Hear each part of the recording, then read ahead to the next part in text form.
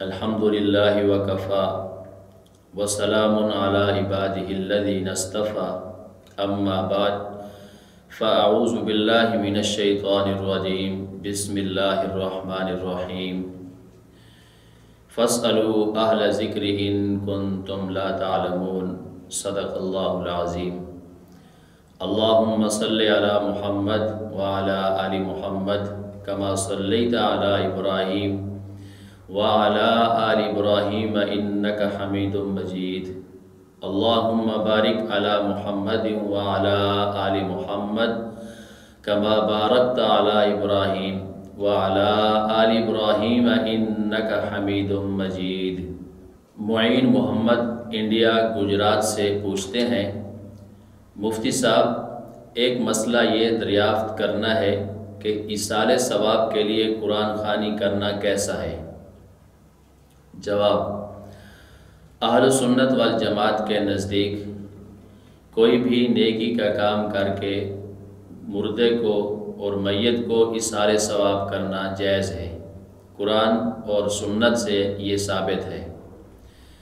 चाहे जिस तरह की भी इबादत हो, चाहे बदनी इबादत हो या माली इबादत हो या कुरान करीम पढ़कर इसाले सवाब किया जाए तो शरीयत में ये जायज़ है।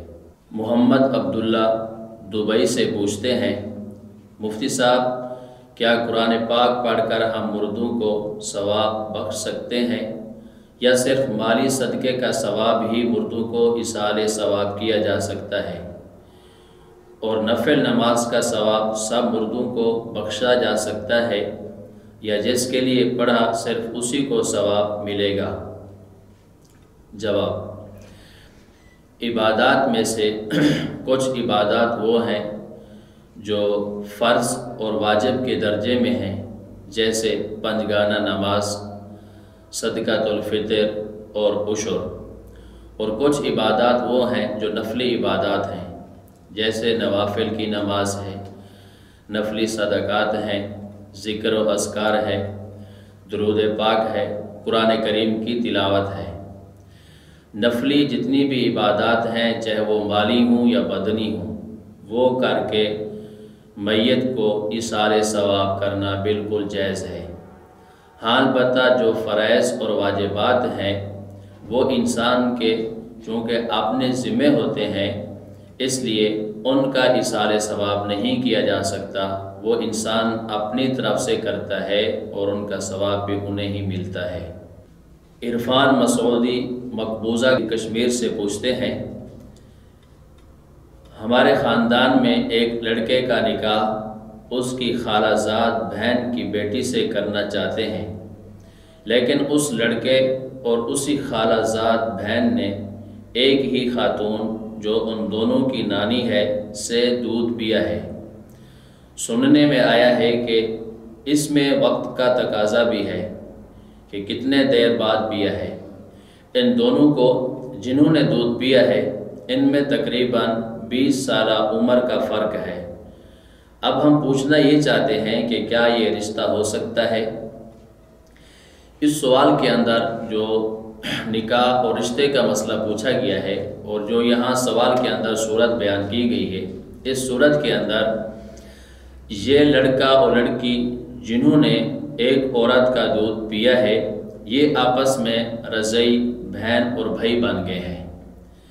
अब ये अपनी इस बहन की बेटी से यानी रज़ई भांजी से निकाह करना चाहता है, तो शरीयत मुतहरा के अंदर जिस तरह नस्बी बहन की बेटी यानी भांजी से निकाह करना हराम है, ऐसे ही रज़ई बहन की बेटी यानी भांजी से निकाह करना भी हराम है।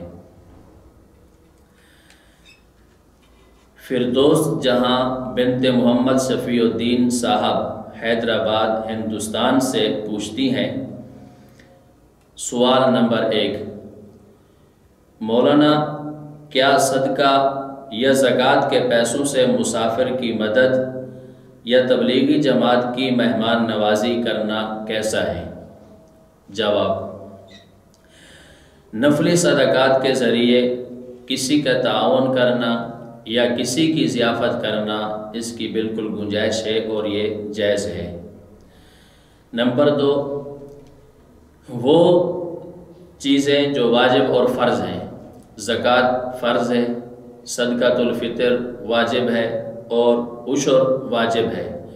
یہ فرض اور واجب چیزیں جو ہیں یہ اس شخص پر خرچ کرنے چاہیے جو بندہ صاحب نصاب نہ ہو، زکوٰۃ کا مستحق ہو۔ لیکن اس میں ایک بات کا خیال رہے، جب زکوٰۃ کا پیسہ یا صدقۃ الفطر کا پیسہ یا عشر کا پیسہ کسی کو دیا جائے تو اس کے اندر تملیغ کرنا شرط ہے۔ تملیغ کا مطلب یہ ہوتا ہے کہ ان پیسوں کا اس مستحق بندے کو مالک بنانا چاہیے۔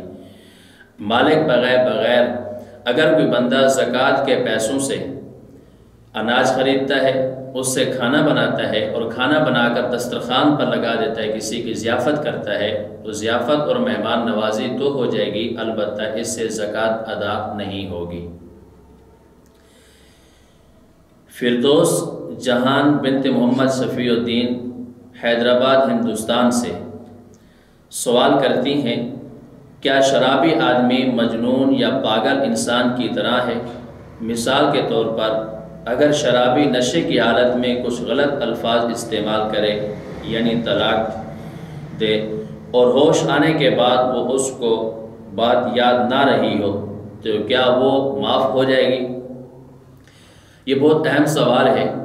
اس کا جواب یہ ہے، وہ نشہ آور حرام چیزیں جن سے نشہ آتا ہے، جیسے شراب یا دیگر جو حرام چیزیں ہیں، ان کے پی لینے کے بعد جب نشئی پر نشہ آ جاتا ہے اور وہ اس نشے کی حالت میں طلاق دے دے تو اس کی طلاق واقع ہو جائے گی۔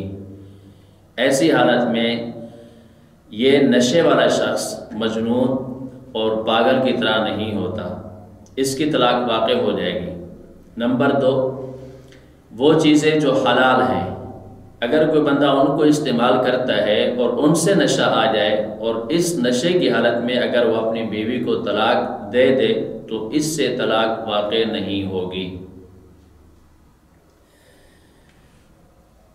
صاحب جان کشمیر سے پوچھتے ہیں، مفتی صاحب میرا سوال یہ ہے کہ مسافر عصر کی نماز مقیم امام کے پیچھے پڑھتا ہے، آخری 2 رکعت امام کے ساتھ ملی، تو اب وہ مسافر مقتدی 2 رکعت پڑھ کر سلام پھیرے گا یا 4 رکعت مکمل کرے گا؟ اس کا جواب یہ ہے، امام مقیم ہے اور مقتدی مسافر ہے۔ مسافر مقتدی اس حال میں پہنچا کہ امام 4 رکعتوں میں سے پہلی 2 رکعت پڑھا چکا ہے، یہ مسافر مقتدی تیسری رکعت میں شامل ہوا، تیسری امام کے ساتھ پڑھی، چوتھی امام کے ساتھ پڑھی، چوتھی پر جب امام قعدے کے بعد سلام پھیرے گا تو یہ مسافر مقتدی کھڑا ہو جائے گا اور 2 رکعت اور پڑھے گا۔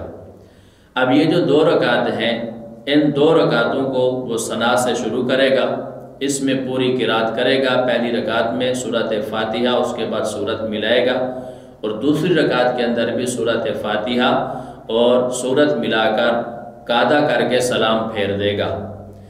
اس نے جو 2 رکعتیں امام کے ساتھ پڑھی ہیں وہ اس کی نفل نماز ہو جائے گی، اور 2 رکعتیں جب انہوں نے بعد میں کھڑے ہو کر پوری کی ہیں وہ اس کے 2 فرض ادا ہو جائیں گے۔ صاحب جان کشمیر سے پوچھتے ہیں، مسافر اکیلے نماز پڑھے تو اس کا طریقہ کار کیا ہے؟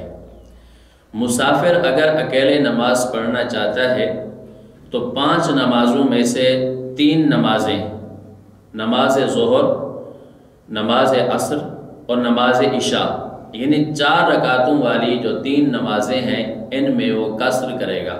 قصر کا مطلب یہ ہوتا ہے کہ 4 کے بجائے وہ 2 رکعت پڑھے گا۔ فجر کی نماز اور نماز مغرب یہ اکیلے پڑھے یا امام کے ساتھ پڑھے، پوری نماز ادا کرنی ہے۔ صاحب جان کشمیر سے پوچھتے ہیں، اگر مقیم امام کے پیچھے مسافر نماز پڑھے تو اس کا طریقہ کار کیا ہے؟ مقیم امام کے پیچھے مسافر کی نماز پڑھنے کا طریقہ یہ ہے، امام جو نماز بھی پڑھا رہا ہے، فجر کی ہو، ظہر یا عصر، مغرب، عشاء، کوئی نماز بھی ہو، مسافر اس کے پیچھے پوری نماز پڑھے گا۔ اگر 4 رکعتوں والی نماز ہے، ظہر، عصر اور عشاء ہے، تو اس میں مسافر کے 4 رکعتیں جو پڑھے گا، پہلی 2 رکعتیں اس کی فرض ہو جائیں گی اور آخری 2 رکعتیں اس کی نفل شمار ہوں گی۔ صداقت علی انصاری ممبئی انڈیا سے پوچھتے ہیں، میرا سوال یہ ہے کہ اس وقت سب کاروبار بند ہیں، جس کی وجہ سے جو لوگ روزانہ کمانے کھانے والے ہیں ان کو کافی پریشانی کا سامنا کرنا پڑ رہا ہے۔ کیا اس وقت میں وہ لوگ زکوٰۃ یا صدقے کا پیسہ استعمال کر سکتے ہیں اگر کوئی انہیں دے دے، جبکہ اور وقت میں ان کو زکوٰۃ یا صدقے کا پیسہ استعمال کرنا جائز نہیں ہے؟ اس کا جواب یہ ہے، جو لوگ کاروبار کر رہے تھے اب مسائل کی وجہ سے یا حالات کی وجہ سے کاروبار بند ہو گیا ہے اور وہ اتنے غریب ہو گئے ہیں کہ صاحب نصاب نہیں رہے، وہ مستحق زکوٰۃ ہو گئے ہیں، انہیں زکوٰۃ دینا بھی جائز ہے اور ان کے لیے زکوٰۃ اور صدقات کا پیسہ بھی استعمال کرنا جائز ہے۔ ہاں، جب ان کے حالات معمول پر آ جائیں اور وہ خود صاحب نصاب بن جائیں تو اب انہیں زکوٰۃ نہیں دی جا سکتی، اب ان پر زکوٰۃ ہوگی، وہ اپنے مال کی زکوٰۃ نکالیں گے۔ محمد فرید خان پوچھتے ہیں، میت کی قبر پر بیری کی ٹہنی رکھنا کیسا ہے یا کوئی اور سبز ٹہنی رکھنا کیسا ہے؟ کیا اس سے عذاب میں کمی ہوتی ہے؟ یہ بات ٹھیک ہے؟ جواب، صحیح بخاری کے اندر حضرت عبداللہ بن عباس رضی اللہ تعالی عنہما کی حدیث پاک موجود ہے، جس کا مفہوم یہ ہے، نبی پاک صلی اللہ علیہ وسلم کا 2 قبروں سے گزر ہوا، آپ صلی اللہ علیہ وسلم کو وحی کے ذریعے بتا دیا گیا کہ ان 2 قبروں والوں کو عذاب ہو رہا ہے، تو آپ صلی اللہ علیہ وسلم نے کھجور کی تر ٹہنی منگوائی، اس کے 2 حصے کر کے ان میں سے ایک حصہ ایک قبر پر اور دوسرا حصہ دوسری قبر پر رکھ دیا۔ صحابہ کرام رضوان اللہ علیہ مجمعین نے پوچھا، اے اللہ کے رسول، اس میں کیا مصلحت ہے؟ تو آپ صلی اللہ علیہ وسلم نے فرمایا کہ ان 2 قبر والوں کو عذاب ہو رہا تھا، میں نے یہ سبز ٹہنی ان کی قبروں پر رکھی ہے، امید ہے کہ جب تک یہ سبز اور تر و تازہ رہے گی کہ ان کے عذاب میں تخفیف ہو جائے گی۔ یہ حدیث پاک ہے۔ اب ہمارے معاشرے کے اندر لوگوں نے اس کو لازم اور ضروری بنا لیا ہے۔ شریعت مطہرہ اور اہل سنت والجماعت کے نزدیک یہ آپ صلی اللہ علیہ وسلم کی خصوصیت تھی، کیوں آپ صلی اللہ علیہ وسلم کو وحی کے ذریعے سے بتا دیا گیا تھا کہ ان قبر والوں کو عذاب ہو رہا ہے۔ یہ ایک واقعہ اللہ کے نبی صلی اللہ علیہ وسلم سے ثابت ہے، اس کے علاوہ کہیں اور کسی حدیث کے اندر یہ ثابت نہیں کہ آپ صلی اللہ علیہ وسلم نے ان 2 قبروں کے علاوہ کہیں اور سبز ٹہنی رکھی ہو۔ آپ صلی اللہ علیہ وسلم کے بعد حضرات صحابہ کرام کی جماعت ہے، ان میں سے کسی صحابی سے بھی یہ عمل ثابت نہیں ہے کہ انہوں نے بھی کسی قبر پر سبز ٹہنی رکھی ہو، لہٰذا اس سے اجتناب کرنا چاہیے، اس سے بچنا چاہیے۔ ایک صاحب سوال کرتے ہیں، مفتی صاحب کیا جنابت کی حالت میں درود شریف پڑھنا ٹھیک ہے؟ جواب، جنابت کی حالت میں درود شریف ذکر و اذکار کرنا ٹھیک ہے، ہاں البتہ افضل یہ ہے کہ درود پاک پاکی کی حالت میں پڑھنا چاہیے۔ محمد عبداللہ کراچی سے پوچھتے ہیں، السلام علیکم، میرا سوال یہ ہے کہ عطر یا پرفیوم جس میں الکوہل ملی ہوئی ہو، ایسی عطر یا پرفیوم کا استعمال کرنا کیسا ہے؟ اس کا جواب یہ ہے کہ وہ عطر یا وہ پرفیوم جس میں الکوہل ملا ہوا ہے اور وہ الکوہل 3 چیزوں میں سے کسی ایک چیز کا بنا ہوا ہے، نمبر 1 انگور کا بنا ہوا ہے، نمبر 2 منقع کشمش کا بنا ہوا ہے یا کھجور کا بنا ہوا ہے، ایسا کوہل نجس اور ناپاک ہے، اور اس کوہل کی تھوڑی سی مقدار بھی کسی چیز کو لگ جائے یا کسی چیز کے اندر ملا دی جائے تو وہ ساری چیز ناپاک اور نجس ہو جائے گی۔ نمبر 2 وہ پرفیوم اور عطر جن کے اندر الکوہل ڈلا ہوا ہے لیکن وہ ان 3 چیزوں کے علاوہ دیگر چیزوں سے بنا ہوا ہے، پھلوں سے اور سبزیوں سے بنا ہوا ہے، تو ایسے الکوہل ملے ہوئے پرفیوم اور عطر کا استعمال کرنا جائز ہے۔ ہماری معلومات کے مطابق آج کل جو پرفیوم آ رہے ہیں ان کے اندر انگور، منقع اور کھجور کے علاوہ دیگر سبزیوں اور پھلوں کا الکوہل ملا ہوا ہوتا ہے، لہذا ایسا پرفیوم اور عطر استعمال کرنا جائز ہے جب تک کہ یہ یقین نہ ہو جائے کہ اس کے اندر انگور، کھجور اور منقع کا الکوہل ملا ہوا ہے۔ محمد عاقل بہار انڈیا سے پوچھتے ہیں، مفتی صاحب عرض یہ ہے کہ آج نماز کے دوران امام صاحب کے دائیں جانب 5 مقتدی تھے اور بائیں جانب 7 مقتدی تھے۔ عرض یہ کرنا ہے کہ ایک مولانا صاحب یہ کہہ رہے ہیں کہ نماز مکروہ ہو گئی ہے کیونکہ ایک طرف زیادہ آدمی تھے اور دوسری طرف کم تھے، کیا اوپر مذکورہ تعداد کی وجہ سے نماز مکروہ ہوگی؟ کیا ان کا مکروہ کہنا صحیح ہے؟ برائے مہربانی مدلل جواب عنایت فرمائیں۔ سب سے پہلے صف بندی کا طریقہ سمجھ لینا چاہیے۔ صف بنانے کا طریقہ یہ ہے کہ صف کو درمیان سے شروع کرنا چاہیے۔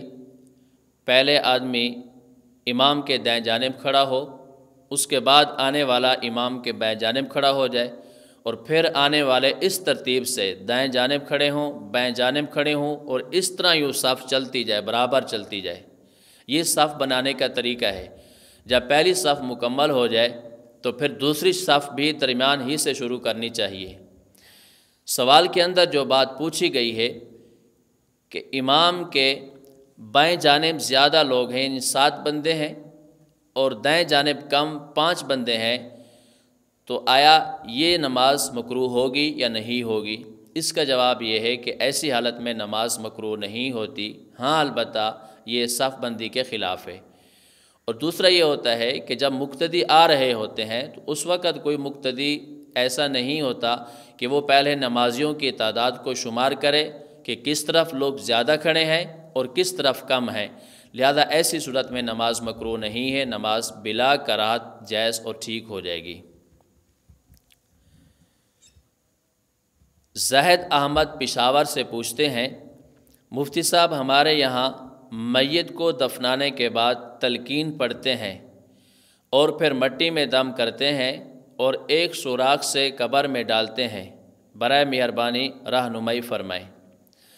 میت کو دفن کرنے کے بعد جو مسنون عمل اور طریقہ ہے وہ یہ ہے کہ میت کے سرہانے کی طرف کھڑے ہو کر یا بیٹھ کر سورۃ البقرہ کا پہلا رکوع پڑھنا چاہیے، اور میت کے پاؤں کی جانب سورۃ البقرہ کا آخری رکوع پڑھنا چاہیے، اور اس کے بعد قبل رو ہو کر میت کے لیے دعا مانگنی چاہیے۔ یہ مسنون عمل ہے جو دفن کے بعد کیا جاتا ہے۔ اس کے علاوہ باقی جتنے امور ہیں ان تمام سے بچنا چاہیے، ان سے احتراز کرنا چاہیے۔ ابو الکلام آزاد سہارنپور انڈیا سے پوچھتے ہیں، مفتی صاحب میرا سوال یہ ہے کہ ہماری مسجد میں بغیر بجلی میٹر لگائے بجلی سے پانی گرم کرتے ہیں، تو کیا ایسے پانی سے وضو اور نماز درست ہو جائے گی یا نہیں؟ اور ایسا کرنے میں ذمہ دار حضرات گناہ گار ہوں گے یا تمام مصلی حضرات گناہ گار ہوں گے؟ جواب مرحمت فرما کر شکریہ کا موقع دیں۔ سب سے پہلی بات تو یہ ہے کہ کسی کی بھی بجلی اس کی اجازت کے بغیر استعمال کرنا جائز نہیں ہے۔ نمبر 2، ایسی بجلی سے گرم کیے ہوئے پانی سے وضو کرنا بھی جائز نہیں ہے۔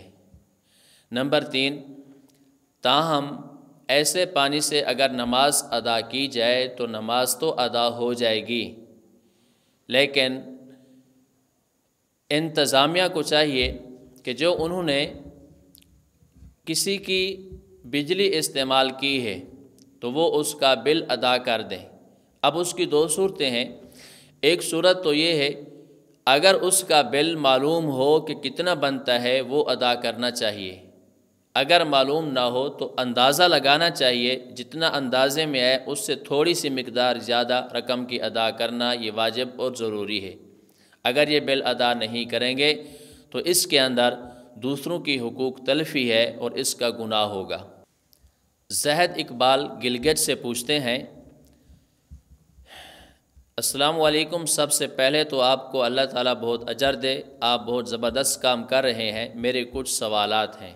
نمبر 1، اگر رات کو جاگنے پر ایسا محسوس ہو کہ احتلام ہوا ہے لیکن کوئی نشان نظر نہ آئے تو کیا کرنا چاہیے؟ جواب یہ ہے، اگر احتلام یاد ہو، یقین ہو کہ احتلام ہوا ہے اور کپڑوں پر کچھ نظر نہیں آ رہا تو غسل کرنا فرض اور ضروری ہے۔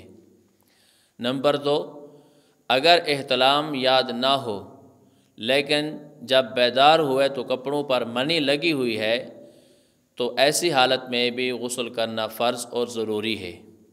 جو انہوں نے سوال پوچھا ہے، جاگنے پر محسوس ہو کہ احتلام ہوا ہے لیکن کوئی نشان نہ ہو تو ایسی حالت میں غسل فرض نہیں ہوتا۔